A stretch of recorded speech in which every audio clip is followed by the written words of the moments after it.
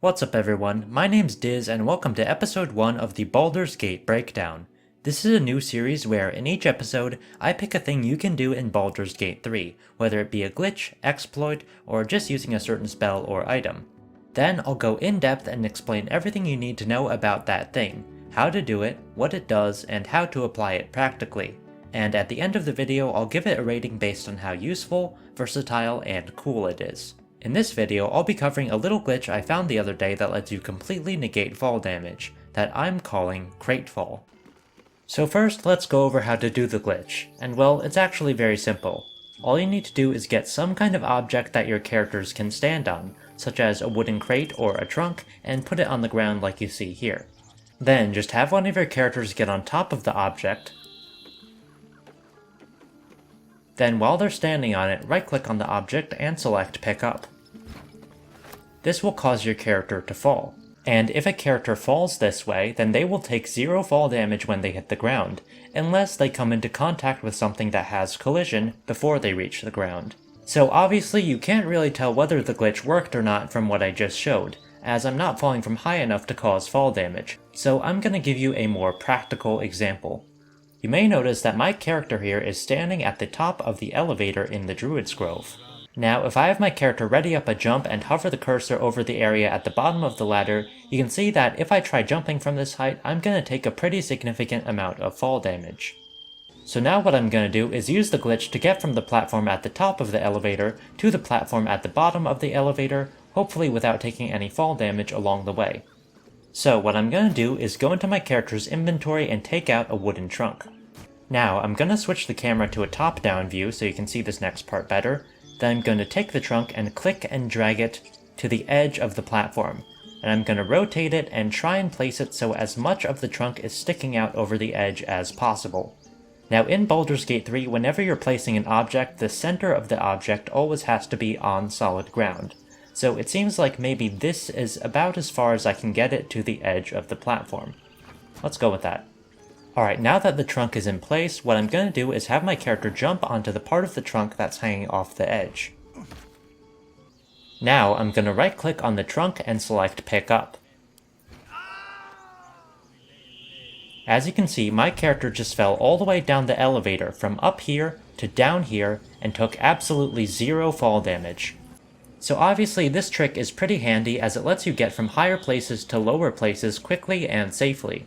Now you may be thinking, well that's all well and good, but what if I want to use this in combat? Won't I need to anticipate needing to use the glitch and set up the trunk where it needs to be before combat if I don't want to spend any actions during combat itself? And the answer to that is no, and I'm going to show you why. Now I'm going to enter turn-based mode to simulate being in combat. And now I'm going to do the same thing as before. Go into my inventory, take out a wooden trunk, and place it on the edge of the platform. Now you may notice that placing the trunk did not consume any resources. I still have my action, and my bonus action, and all of my movement. And that's because dropping and moving items in Baldur's Gate 3 is actually a free action. It's kind of busted to be honest, but there's a lot of cool stuff you can do with it, so I hope it doesn't get changed. Oh, and picking items up is also a free action. Anyway, what that means is the only resources you need to spend to do this trick mid-combat are the movement and bonus action you need to spend to jump onto the part of the trunk that's sticking out over the edge. And in fact, you don't even need to spend your bonus action on jumping. Here's what you can do if you don't want to spend your bonus action. First, go into your inventory, take out a wooden trunk, and set it up just like I showed before. Then take out a second wooden trunk, and stack it on top of the first one like this, so that the middle of the second trunk is approximately right over the end of the first trunk. Then right-click on the second trunk and hit Climb On. Then right-click on the second trunk and hit Pick Up. Your character should drop onto the end of the first trunk. Now right-click on the first trunk and select Pick Up. And with that, you've performed Cratefall mid-combat without spending your bonus action. Alright, so it may seem like this glitch is just super broken, right? I mean, you can drop down from any height and take 0 fall damage, and you can even set it up mid-combat without spending a ton of resources. Well, there are a couple caveats that kind of limit this glitch's application that you need to keep in mind whenever you want to use it. And to show those off, I'm going to do a bit of a change of location.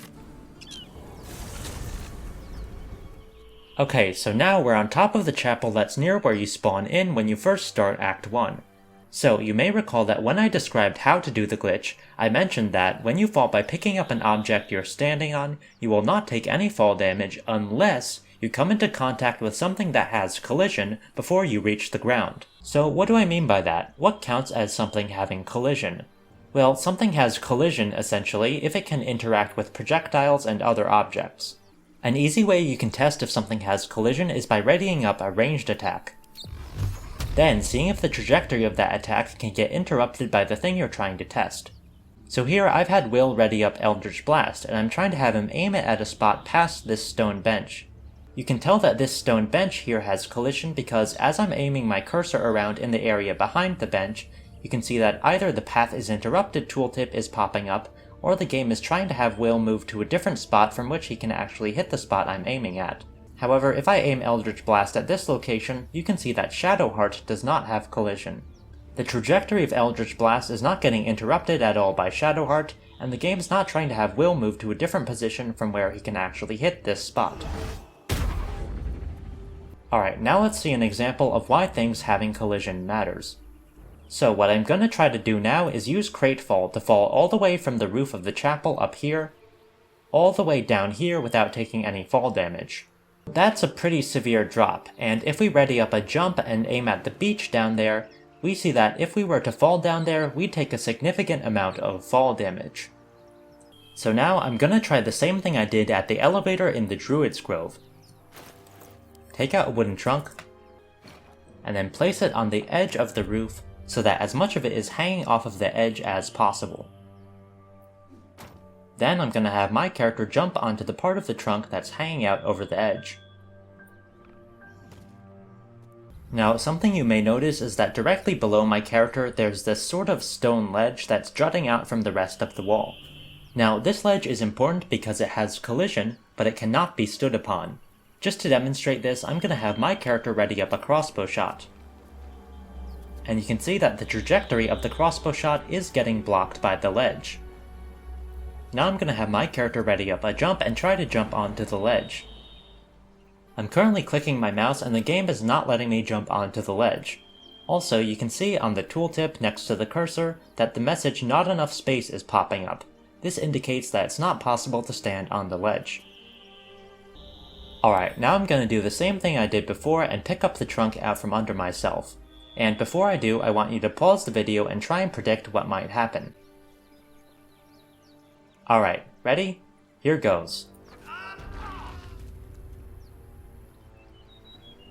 Okay, so it might have been a little hard to tell what just happened there, but if we go back and watch in slow motion, you'll see that what happened was, we picked up the trunk, our character started falling, and as they were falling they came into contact with the ledge. And when that happened, they basically just teleported down instantaneously and took fall damage. Now, I believe that the amount of fall damage they took was effectively scaled as if they'd fallen from the height of the ledge. So this is what happens whenever your character comes into contact with something with collision as they're falling. They'll take fall damage as if they fell from the height of whatever they collided with. Alright, so how do we deal with a situation like this? Well, the answer's pretty simple. We just need to make sure that there's nothing with collision below our character when we pick the object up. In this case, we can just take out another wooden trunk and place it on top of the first one like this. Now we can have our character jump onto the very edge of that second trunk. You can see that our character is no longer directly above the stone ledge. We are directly above these tree branches, but if we pull out our crossbow, then we can see that those branches don't actually have any collision. So if we pick up the trunk now, we shouldn't collide with anything on the way down, and we shouldn't take any fall damage. And there we go, 0 fall damage taken. Okay, so now we know how to deal with that kind of situation. But there's one other important thing you need to keep in mind whenever you're using this trick, and that is that characters can only stand on objects if, at some point directly below where they're standing, there is a piece of ground that they can also stand on. The reason why that's a thing is kind of related to this trick. If a character is standing on an object and the object goes away, then that character will fall. And if the character were above a spot where there's no ground for them to stand on, then the game wouldn't know where to put them when they landed.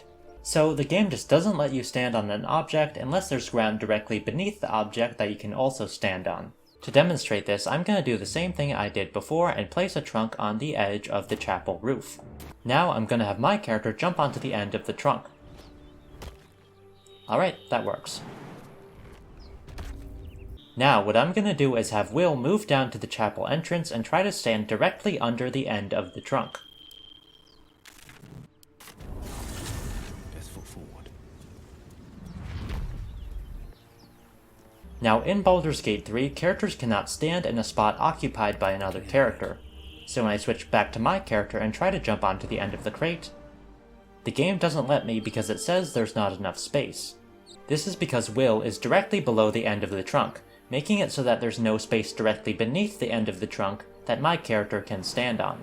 Now, if I take control of Will and have him move away from where he's currently standing, I can take back control of my character, and I can jump onto the end of the trunk again. Alright, so what does this mean for you if you're trying to do the glitch? Well, for one, it means that you need to be careful about how you're positioning your crates and trunks in order to be able to stand on them. If you've positioned a trunk and you find that you're unable to get on top of it for some reason, try adjusting its position or seeing if there's anything below where you've placed it that could be making it so you can't stand there. But what this also means is that it's very hard to set up this trick unless you're working with a very steep drop. So you may have noticed that both of the locations where I chose to show the trick off in this video feature very sheer vertical walls. So let's see what happens if we try the trick out in a different kind of environment with more of a natural slope like this one. Let's say we want to get from the top of this cliff to the bottom without taking any fall damage. Well, if I go into top-down view and ready up a jump, then we can see it's not actually possible to jump onto any spot on the face of the cliff. So what this means for us if we're trying to go from the top of this cliff to the bottom using Cratefall is we would have to build a massive staircase of wooden trunks that goes all the way from here to here, where there's actually stable ground that we can stand on. And that would be very logistically hard to do because not only would we have to get a bunch of wooden trunks, but we'd also have to figure out some kind of way of getting on top of the trunk at the very end. That would be difficult because remember, if there were any trunks in this region, then we wouldn't be able to stand on them because there would be no stable ground beneath them.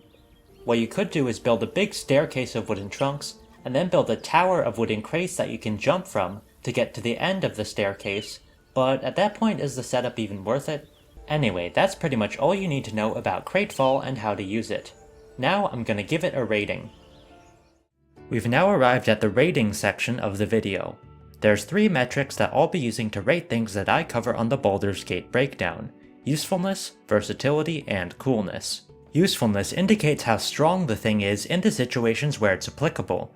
High usefulness means the thing is very impactful and does something that can't really be replicated by other means, while low usefulness means that, even in the situations where it is applicable, it doesn't really make much of a difference if you use it or not, or there's other ways of achieving virtually the same effect.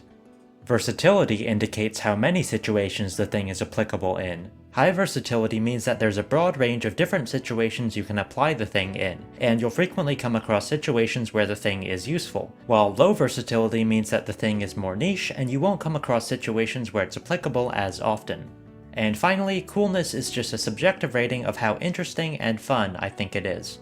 Alright, now let's see how Cratefall stacks up under this rating system. For usefulness, I'm giving it a 3 out of 5. Cratefall allows you to get from a higher place to a lower place without taking any fall damage, but there's a few things in the game that already do that.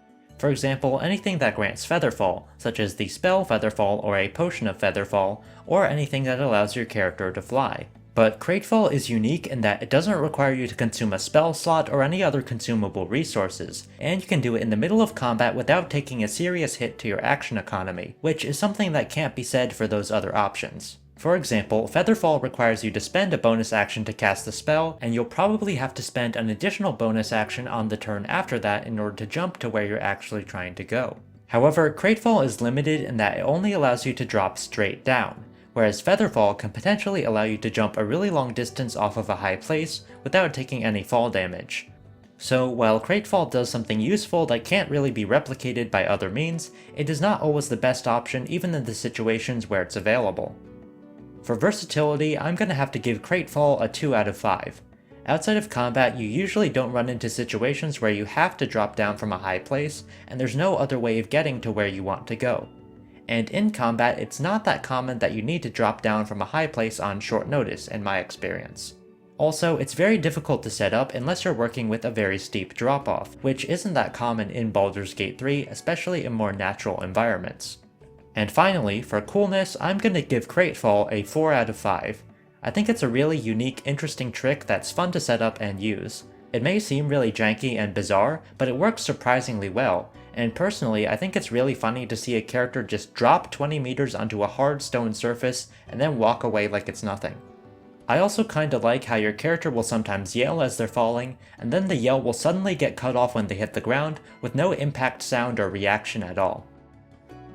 Anyway, that's gonna do it for this one. Did you learn anything new from this video? If so, let me know in the comments.